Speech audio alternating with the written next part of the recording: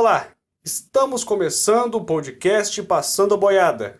O assunto de hoje, a desenfreada boiada do Salles.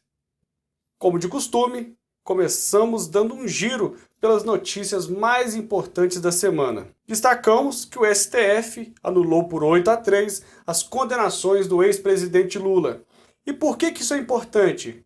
Porque desde que o ministro Fachin, numa decisão monocrática, anulou as condenações do ex-presidente Lula, o governo Bolsonaro andou mudando algumas posturas, principalmente concernentes à pandemia. E isso é importante. Com Lula elegível, as conversas com o Centrão podem avançar e o Bolsonaro pode se sentir cada vez mais pressionado. Embora eu acredite que não haja um caminho de Damasco para o governo Bolsonaro, mas quem sabe não há alguma melhora ele tendo agora um adversário à altura. Temos também uma marca triste que foi atingida, que são as 375 mil mortes por Covid-19. A pandemia sem controle, o Brasil assustando todo mundo. Temos também a CPI da Covid, que vai ser oficialmente instalada no dia 27 de abril e que conta com maioria de opositores e senadores independentes ao governo Bolsonaro. Então tende a ser uma CPI quase que de oposição,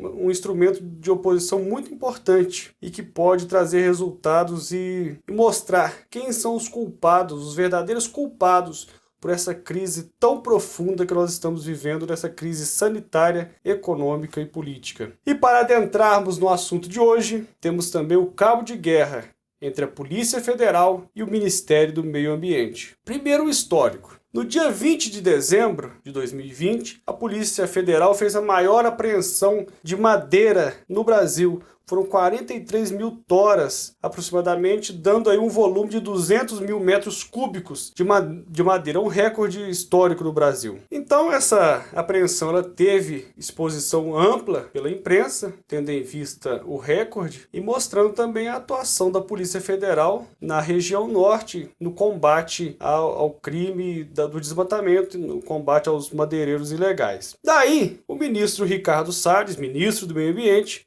foi visitar essa operação, foi conhecer a operação, visitar os locais onde a madeira tinha sido apreendida e começou, a partir dali, trocar farpas com o superintendente da Polícia Federal, então Alexandre Saraiva. Ele veio falando que aquilo ali não estava muito legal, que aquilo ali era muito mais publicidade do que efetividade, enfim, desacreditando a operação da Polícia Federal. Esse assunto ele começou a ficar requentado agora na última semana, que no dia 15 de abril, o superintendente da Polícia Federal, o Alexandre Saraiva, ele apresentou no STF uma notícia-crime contra o senador Telmário Mota e contra o presidente do IBAMA, que é o Eduardo Bin. E por que o diretor, o superintendente da Polícia Federal apresentou essa notícia-crime? Porque esses três citados aí estavam atrapalhando a investigação. Estavam buscando formas de protelar a investigação. Então, o superintendente da Polícia Federal, dentro do seu dever e para que se faça cumprir a lei e a investigação, no caso, ele apresenta essa notícia-crime que está sendo analisada pela ministra Carmen Lúcia no STF e que pode ter desdobramentos interessantes. A última vez que isso aconteceu foi em 2018, se não me engano, e acabou com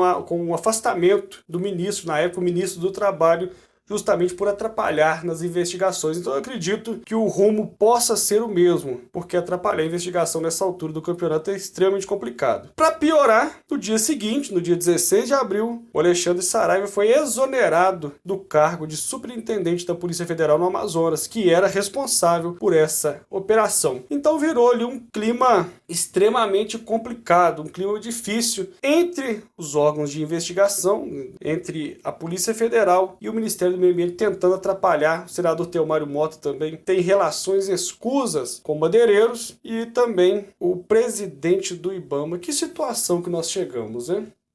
Você já pensou em atuar na área ambiental e não sabe como? No atual cenário, todo mundo se interessa no assunto, mas é difícil achar uma direção, não é? Só que na realidade é mais fácil do que você pensa e você pode dominar um assunto como levantamento ambiental num curso de 3 horas. Duvida? Confira o link na descrição e se surpreenda com essa facilidade. O Salles, então, está balançando no cargo. Ele continua a atrasar a política ambiental do Brasil e se a gente não agir rapidamente, os estragos que ele vai causar serão irrecuperáveis. Para terminar, eu deixo aqui como frase de reflexão que o Salles não é reciclável. Te aguardo na semana que vem, um abraço e até a próxima.